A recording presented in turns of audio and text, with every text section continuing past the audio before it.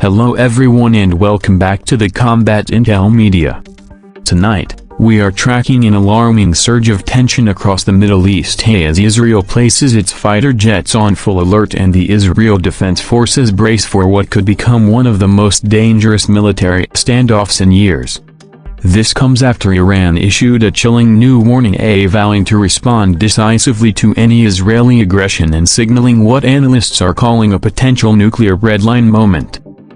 According to recent intelligence briefings, Israeli Air Force squadrons are now maintaining continuous readiness for long-range missions not just over Gaza or Lebanon, but potentially deep inside Iranian territory.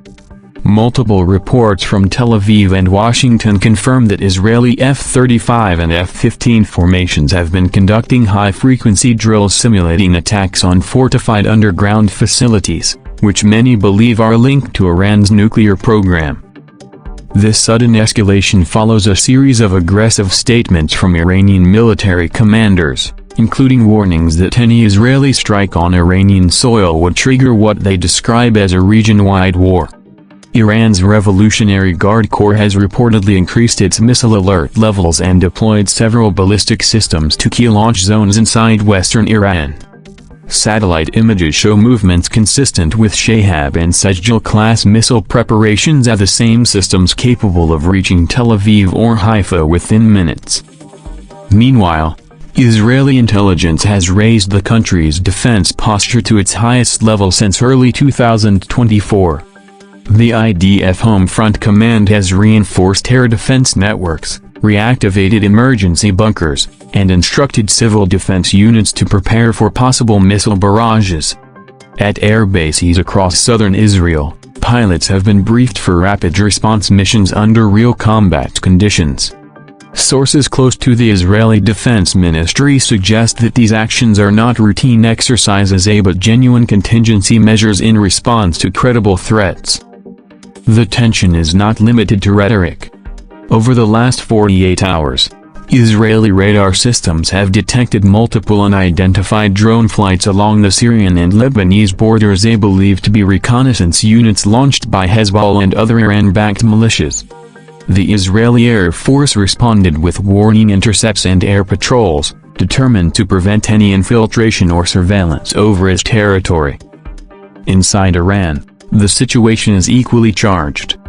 Iranian state television broadcast images of Revolutionary Guard missile units conducting readiness drills, with commanders boasting that the country's retaliation capacity has never been stronger. The exercises featured ballistic missile launches, air defense tests, and simulated counterstrikes against mock Israeli targets. In a televised speech, Iranian President Ebrahim Raisi stated bluntly, "If Israel crosses our red lines, our response will be historic." Defense analysts say this language is not just political theater, it's part of a calculated deterrence strategy designed to send a message to both Israel and the United States. Tehran wants to remind the world that its missile arsenal is not only extensive but also increasingly accurate. The new generation of precision-guided systems, many supplied to regional proxies in Iraq, Syria, and Lebanon, can threaten Israel from multiple directions at once. In Washington, senior Pentagon officials have confirmed that U.S. intelligence is closely monitoring both Israeli and Iranian military communications. The United States has moved naval assets, including missile defense destroyers, into the eastern Mediterranean and the Persian Gulf, signaling support for Israel while also preparing to contain any escalation that could threaten American forces in the region. The possibility of a miscalculation looms large. A single mistake in missile launch or an overreaction to a drone incursion could trigger a full-scale war. Israel's leadership has repeatedly stated that it will not allow Iran to acquire nuclear weapons, describing it as an existential threat. Prime Minister Benjamin Netanyahu reiterated in a recent address that Israel will defend itself, by itself, and at any cost. This echoes the long-standing Israeli doctrine of preemptive defense, striking before an enemy can act. But this time, the stakes are much higher. Multiple intelligence assessments suggest that Iran has enriched uranium closer than ever to weapons-grade levels, with advanced centrifuge installations deep inside fortified mountain bunkers like Fordo and Natanz. These facilities are heavily protected today, making them difficult targets even for Israel's advanced weaponry. That's why the ongoing Israeli air drills are raising alarm. They appear tailored for long-distance precision strikes against such hardened sites. The international community is scrambling to defuse the crisis. The United Nations and several European governments have urged both sides to exercise restraint. But behind closed doors, Western diplomats admit that negotiations with Tehran over its nuclear program are effectively stalled. Iran's new warning, framed as a vow of war if attacked, may be a signal that diplomacy is nearing its limit. Regional proxies add another layer of volatility.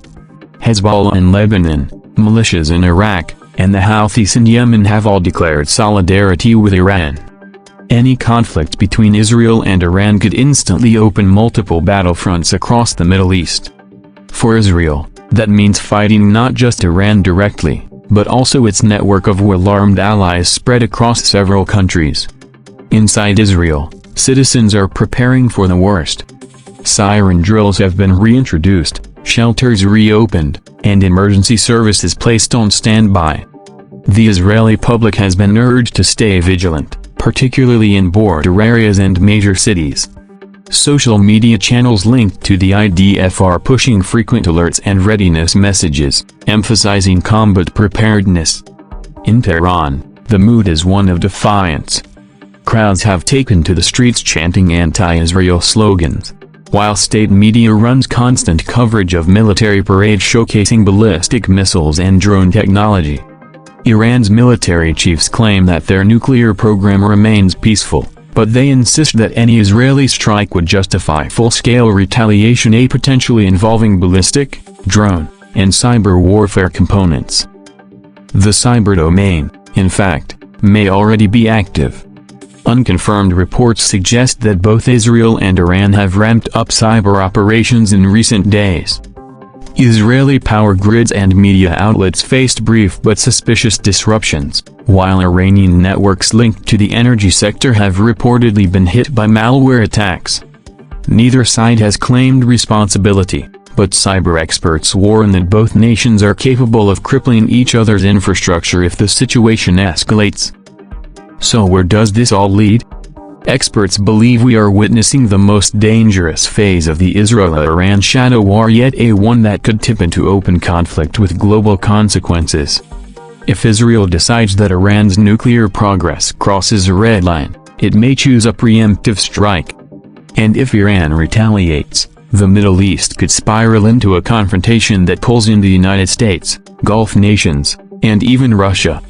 For now, fighter jets remain on standby. Missiles are locked and loaded. Intelligence analysts in Tel Aviv, Tehran, and Washington are watching every radar signal, every convoy movement, and every coded message. The next 72 hours could define the direction of this standoff, toward uneasy stability or explosive war. This is Combat Intel Media, bringing you frontline analysis, verified updates, and a deep look into the geopolitics shaping our world. Stay tuned for continuous coverage, and don't forget to subscribe for real-time intelligence reports and breaking developments.